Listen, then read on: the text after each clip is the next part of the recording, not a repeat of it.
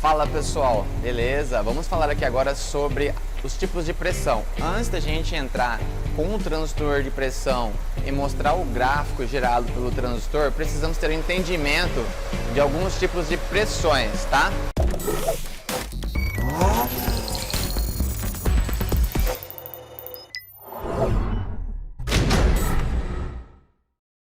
Eu destaquei aqui três tipos de pressão: a pressão relativa, a pressão absoluta, a pressão atmosférica e também vamos falar aqui um pouco sobre o vácuo, tá?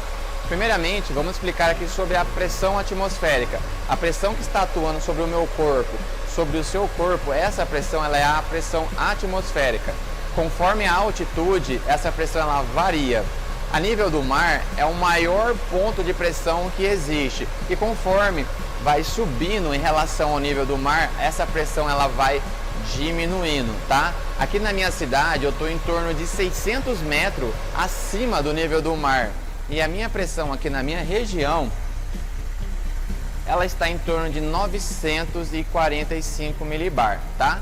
Quando a gente for usar o transdutor, nós iremos utilizar bastante essa linha da pressão atmosférica para a gente fazer ali a análise da pressão acima da pressão atmosférica e também do vácuo gerado pelo motor, correto? Vou mostrar um gráfico aqui, né? Estou falando aqui sobre o transdutor, sobre a pressão atmosférica, então vou mostrar aqui um gráfico sobre a pressão atmosférica, tá bom? Aqui eu destaquei três pontos, né? Eu estou considerando aqui como referência a cidade do Rio de Janeiro, a minha cidade, Limeira, São Paulo, e o ponto mais alto da Terra, que é o Monte Everest, tá bom? Então observem que o Rio de Janeiro ele está a nível do mar, então eu estou considerando 0 de altura. E a minha pressão atmosférica lá em milibar, ela está em torno de 1013 milibar. A minha cidade de Limeira, ela está a 600 metros acima do nível do mar. E a minha pressão atmosférica ela é menor, 945 milibar. E o Monte Everest ele está a 8.800 metros acima do nível do mar. E olha que interessante, a pressão atmosférica ela é muito baixa naquele ponto, ela está em torno de 303 milibar, tá? Então, conforme a sua região, a altitude que ela está em relação ao nível do mar, essa pressão será diferente. Voltando aqui no gráfico, tá? Vou explicar aqui agora sobre a pressão relativa. Toda a pressão que ela é medida acima da pressão atmosférica, por exemplo, quando você pega um manômetro e você vai medir ali uma pressão de combustível e está dando 3 bar, essa pressão de 3 bar, ela é uma pressão relativa à pressão atmosférica. Eu não estou somando a minha pressão aqui da minha região de 945 milibar mais a pressão de 3 bar da bomba de combustível.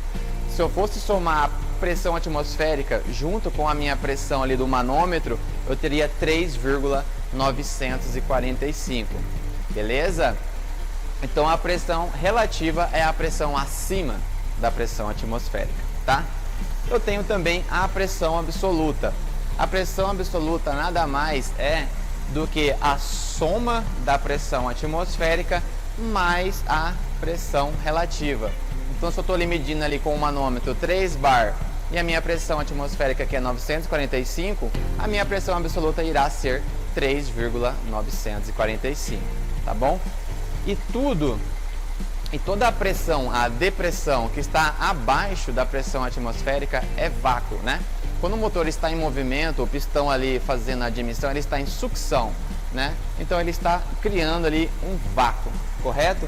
E esse vácuo, ele é aquela pressão abaixo da pressão atmosférica. Então com o transdutor, durante esse curso, a gente irá utilizar bastante o vácuo, a pressão atmosférica e a pressão relativa, tá ok? Então aqui a gente está fazendo uma explicação sobre os tipos de pressão para você ter um entendimento melhor sobre o transdutor de pressão.